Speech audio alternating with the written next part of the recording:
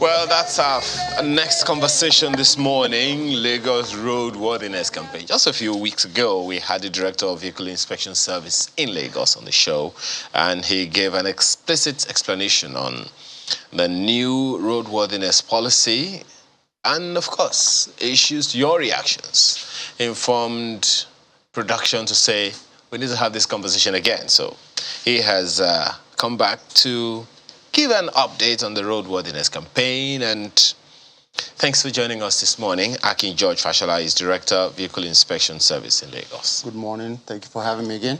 Okay, maybe the simple question to begin with would be, how far so far? Well, it's gone good. Like any other thing that's relevant in Nigeria, we have some challenges, and we will continue to deal with that. But I think for the most part, I'm satisfied with the level of compliance so far. We have one or two gray areas that we're looking into, and that is mainly there are still some pockets of overcrowding, so to speak. We are looking at it aggressively and how we can circumvent that. As you know, we have gone to an appointment-based testing where you just don't show up at the center. You are put on a schedule picked by you, the date, time, and location that you want to come to. But what we are seeing is that there are some isolated places where people that have been scheduled to come somewhere don't come at the expected time and then just randomly show up later. Well, of course, when you do that, it creates a bottleneck with those that are already there waiting for the process to happen to them. So we're having to deal with that issue.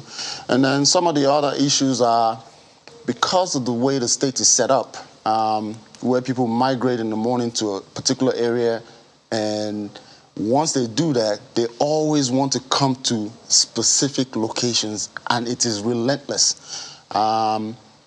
We are tackling that as we go along, and we are trying to readdress the issue where, you know, we can disperse some of those residents that are coming to those particular places and give them alternatives. There are plenty of alternatives that are not even being utilized. And then, of course, we are adding capacity to the system so we can get relief for the residents in large. Director, if a person misses out on their slot, yes, what happens to them? Because you have said they create a bottleneck. Yes. Do you take them whenever they arrive? Or you tell them to go and book and, you know, get in line? Okay, so let me give you a typical example of what happens. So you miss an appointment, you show up at the center, and 9 times out of 10, they tend to want to raise issues. Oh, well, you told me to come, I've come. Yeah, but at the wrong time. At the wrong time. But you know what? The resilience of our people is so, I don't understand it. And when you tell them that, look, there are people already here that are scheduled to be here. Since you did not make your particular time, yeah, I will take you on concession basis. If I have the space, you will have to wait, or you can go to readily available places. Of course, that is always frowned upon, and why should I go over there when I'm here now? Why can't you take me? Well, if I have to take you now, you will have to wait because you have missed your scheduled time or you did not come when you were supposed to come. So it's always a challenge. We try to accommodate as best that we can, but it's a tough situation. One of the things that you told us the last time, well, you'll forgive me, we're going to be hobnobbing along the issues, you know. It'll be difficult to have a sequence because it's a very, very interesting conversation. Yes. One of the things you told us the last time you were here was that, you know, you said that your officers shouldn't be on the roads. No, I didn't say that. Oh, really? I said that the focus for officers that are on the road now will be more projected towards knowing who has done what, and it'll be specific instead of being a random case of, okay, do they have roadworthiness or don't they have? We are more specific in our enforcement right now, where we can enforce what we want to enforce and go on. So we are still on the road because you need to enforce laws and policies that govern the way we drive on the road. Okay. Part of what you said, if I remember clearly, or what you're trying to confirm now, is that there is a system of, okay, we'll be on the roads, but we'll look out for certain specific cars. Absolutely. How? Okay, so with the investment in technology, I can easily tell whether you have brought the vehicle in question for inspection, or whether you have insurance, or whether you have roadworthiness certificate, or whether you have a valid vehicle license, I can tell that from the devices, the technology that we've built up, from the database that we have, I can tell that easily. So the enforcement is more specific, more focused than what used to be, where I suspect I'll pull you over. But that's happened. That's still happening. I was driving between Airport Road and Ikeja a few days ago. Okay. And I saw this exact same thing that, you just described. No, I didn't see a device. I still saw, some of your, men, some of your men, just randomly stopping people. It was what I saw. I didn't see any device in their hands. Okay. There was a traffic, build up. Yeah. It wasn't occasioned by them, but of course it contributed to it. Okay. It wasn't just, and I have to say this, it wasn't just VIO men that I saw. I also saw men of the Road Safety Corps as well. Okay. Of course, they're in the same compound here at Ojodu, so maybe it's because of that. So that still happens. So I don't know if that conversation has trickled down or something. I didn't see any device with anyone. Well, okay, so let me address two things. Okay. First of all, if you didn't see a device doesn't mean it wasn't available. I agree with you. Okay, so now, that specific of what you talked about, I'd have to look into it. But I can guarantee you pretty much most of the enforcement that we do is based on devices and technology that we have, which is what I stated before. So if officers are still doing that, I will have to look into that and focus on why at this point in time they have to resort to that. Now, bearing in mind that out-of-state vehicles or plate numbers are not on our database, so we will physically stop those ones. You need to bear that in mind. And then most of what we do right now in terms of enforcement are for rickety commercial vehicles. So if they are going above and beyond of what they are supposed to do, I would have to look into that. Okay. Now, there's something else that I saw. I mean, talking technology now. There's a link that I saw. I do not remember the website. I think is it, whether it's PayVIS or something. Yes, payvis.ng. Okay. So what I did, I don't know if my production will be able to do that quickly for people to see. Okay. I input my number plate. Yes. And I checked, it was supposed to say, okay, this is how much I owe or how much I didn't owe. Yeah. Happily, I'm told I don't owe any money. So maybe you want to speak to that so that people who may owe stuff and not know it can talk about it now. That's it right there on the screen. Absolutely. Talk us through this. Yeah, I'm glad you brought that. So this is a dedicated website for the camera system that we run. So all you need to do to verify that you are not in violation with any of the state laws. Just say we are not owing. You are not owing, whatever. So you go to the website and you put in your plate number, just like you said. And it'll tell you whether at some point in time you have passed in front of the camera and you have a fine. It'll state quite clearly what you did, and you can choose to contest at that particular point, or pay your fine and don't owe anymore, as you put it. Okay. Since there is a large number of vehicles, Lagos has, from what we hear, approximately 20 million vehicles on the road. That's an overestimation. Overestimation, okay, 15 million. Okay, whatever. 15 million, okay. And there are less than 50 centers where people can go to get this roadworthiness thing, which has to be done every year. People are suggesting, isn't there a way that you can have more centers? For instance, register some filling stations, some large filling stations, and equip them so that these tests can also be carried out in such places. So there'll be more centers. That's an excellent question, and I think I mentioned that as part of the last time I was here. Well, as I'm currently speaking to you, we are in collaboration with NEO, which has a number of fleet of stations, and we are aggressively trying to enlarge the scale and scope of how and where you can go for valid test. You know, it's not just easy to say, okay, go there and go there, but it has to be an institution where it's credible and can contain and maintain the standard in which the state requires. So not only that, you have to look at certain other things. Where are they located? Because from issues that we are currently seeing now, okay, so some areas are not even conducive to putting a testing center. You know, some of the revelations that we have ourselves right now are pointing to that direction. Maybe the design of the layout in that particular area is not conducive to that, the arrangement. So you choose the ones that are conducive? Yes, we are currently doing that. So we are aggressive. So, but we have to equip them, we have to certify them, we have to do all this thing. And then we will roll out in the next couple of months. You will see us rolling out all those centers that you said.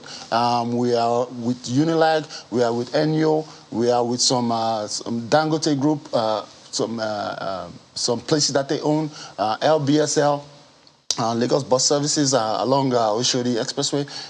Those are also being converted to take the bigger capacity buses that BRT run, also the private ones. So we're doing a lot of that. We're expanding the scope, and we are bringing up 4 new centers as we speak before the end of, before the end of April. They will come back online. There's a question that Lara raised with me earlier, and I'm sure she's still going to speak to it. Yeah. It's the quality of vehicles. So this car looks pretty new. Come on, it's what year are we now? 2022. So this year is a 2018 car. Yeah. And it still needs roadworthiness. It hasn't done 20,000 kilometers. Okay, so and I need to go do a roadworthiness test. But hold on a second. Let me answer you critically. Yeah. Okay. Even a brand spanking new vehicle, just off the factory line, can develop a fault. Are you going to tell me because it's a 2022 model, it is not possible? A roadworthiness test is to certify those things. But here's the caveat on that. Brand new vehicles that are not more than 5 years old can get an exemption, but it has to be inspected to be given that exemption. It's not an assumption that you have a brand new vehicle and then you just drive around. The general... So I still pay for the inspection to be given an exempt? No, that's not true. Hold on. The inspection or the verification is to make sure that the vehicle is brand new and the parts and components are intact, such that it can last the 5 years or the 4 years or the 3 years that is remaining on from the date of manufacture. It's not enough for you to just say it, you know. Anyone can say that. The general word out there on the streets, yes, Mr. Fashola, or Engineer Fashola, is that government just wants to get money. Government just wants to raise revenue. That's it. But that's not true. That's it. Prove your point and how we want to get money. Okay, Mr. Fashola. I'm sure you are aware of the judgment by the Court of Appeal in Asaba. Yes. And we have had conversations with a lawyer this morning to ask if the states have courts of appeal.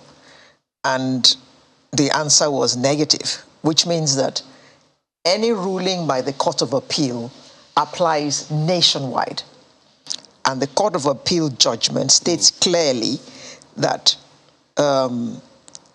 roadworthiness certificates are for commercial vehicles, not for vehicles used by individuals, for non-commercial business. Okay, so that's a complicated question you're asking me, because first of all, I don't operate under the guidance of Court of Appeal. I operate under the guidance of Lagos State government. So if Lagos State government feels that the Court of Appeal's judgment is binding on the state, I will be instructed accordingly. Do you understand me? No, I don't. Okay, so it is not for me to interpret Court of Appeal's judgment. We operate on the laws of Lagos State government. And if that judgment is binding on Lagos State, Ministry of Justice will do the appropriate thing to say what you are putting out, that vehicle inspection or roadworthiness certificate does not apply to vehicles that are used for private purposes in the state, so therefore stop doing that for them. But until that comes to vehicle inspection service under the Ministry of Transport, that is not relative to me at this point. Okay, but it was judgment that was occasioned by the activities of vehicle inspection officers in a state in Nigeria. Yes. For which reason it was, adjudicated and all of that.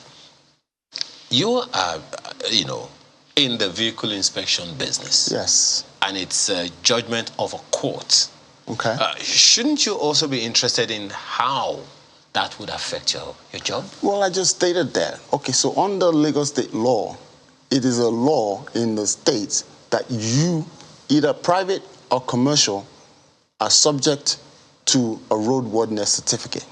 Now, if the Ministry of Justice supports or feels that the judgment from the court is relevant to the state, they will make a pronouncement to the Ministry of Transport and Vehicle Inspection Services retrospectively that we should stop that. Well, Engineer, I'm sorry it will sound like, this is like putting you on the spot. But I'm just asking because yes. I asked, shouldn't you also be concerned? Because it's only understandable that because it's your space, yes, it's in the space that you yes, you operate as well. When that judgment came out, how did it hit you? I'm sure you're aware of it. I am aware of it. I don't agree with that judgment in that vehicles, whether it be private or commercial, still constitute a safety risk for the road that is shared by everybody. So for you to just say private vehicles should not be subjected to roadworthiness verification is not correct, in that both, be it commercial, be it private, they are still mechanical items and they can fail at any given time.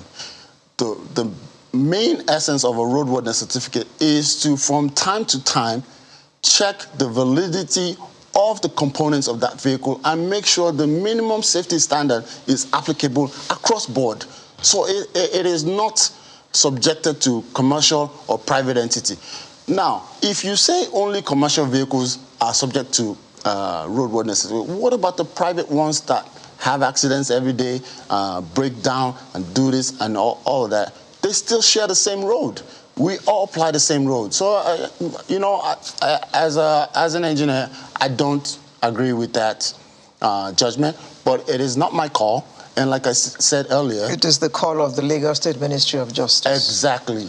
Okay, fine. So, please correct me if I'm wrong. Yes. Let me take you back a bit to what you discussed earlier about brand new cars. Yes. Brand new cars still have to go to be inspected so they can get an exempt. Yes. Am I correct? Verification, not an inspection. A verification that is a brand new car. It may look new. Verification that it is a brand new car. Yes. And then what do I get when I do that? You get an exemption certificate if it is still 5 years on that vehicle, if it is 3. Okay, so let me tell you what I'm saying essentially. A lot of people buy brand new cars, as you quoted. If you bought it in 2022, it's brand spanking new. It has never been used before. So as they say in my country, tear rubber. Tear rubber. So under Lagos State law, you are exempt for a 5-year exemption on roadworthiness. But you need to bring the vehicle for verification that is actually a brand new car. And that stems from the fact that people make uncontested or unreliable applications. They say, oh, my car is brand new. Well, in fact, it is not brand new. You are just making it just so you can get out of getting a roadworthiness certificate. So once we verify that, I was paying for roadworthiness certificate, whereas I should not have been paying for 4 years. If that was the case, probably yes. So does that mean can I apply for a refund? you know the problem. Let me put it to you bluntly. The problem is there's a lot of issues. One, when you copy something that you don't understand. Okay, so when you buy a brand new car, yes, yeah, from a dealer or whatever, it is the dealer's responsibility to come to vehicle inspection service wherever, in whichever state, and say, I'm a brand new car dealer. These cars, they already get the exemption for you that is a brand new car. But because we import, various people are into importation of cars, selling cars to individuals, there is not that concise record across board where you can easily come and say 2022 model car. That's what it is. Because there have been a lot of cases where even the records, and when you inspect the car, they don't match. It is what it is. Is this one of the challenges that you have with private car owners? This is one of the challenges we have with everybody. Yeah? So let me give you an instance. A lot of commercial vehicles buy like a truck head that is rated for 15 tons. Yeah? They will convert it to a vehicle that is supposed to be carrying 60, 40 tons and bring it in as that. How do you educate? You have to test the vehicle. You have to verify to be able to, spot those things. That is why the verification is necessary. It has nothing to do with revenue. It has to do with the safety and practicality.